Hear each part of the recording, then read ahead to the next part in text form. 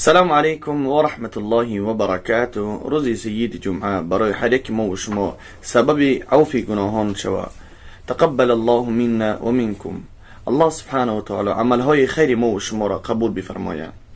الله سبحانه و تعالی در قرآن عظیم و شان فرموده است که يا أيها الذين آمنوا إذا نودي للصلاة من يوم الجمعة فاسعوا إلى ذكر الله. الله سبحانه و تعالی فرموده است که او کسانی که ایمان آوردین، هر وقت که شما را ندا میکنن به سوی نماز جمعه، فاسعوا الى ذکر الله، بس شما یعنی سراسیما باشین به ذکر یاد خدا، دوان به سوی ذکر یاد خدا برین، به سوی نجات از عذاب یوم القیامه، از عذاب روز قیامت ما و شما را الله سبحانه و تعالی نجات بده. گناهان ما و شما را خداوند عفو و مغفرت بگردانه و از دعای صالحتان فراموش مکنین.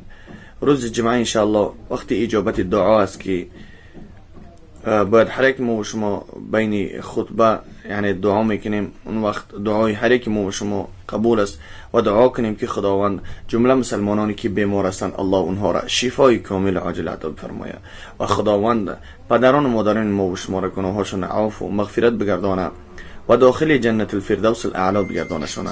از همتون خواهش با دعا باشین خداوند یعنی گناهان ما و شما را عفو بگردانه و رزق حلال نصیب ما بگردانه در این غریبی.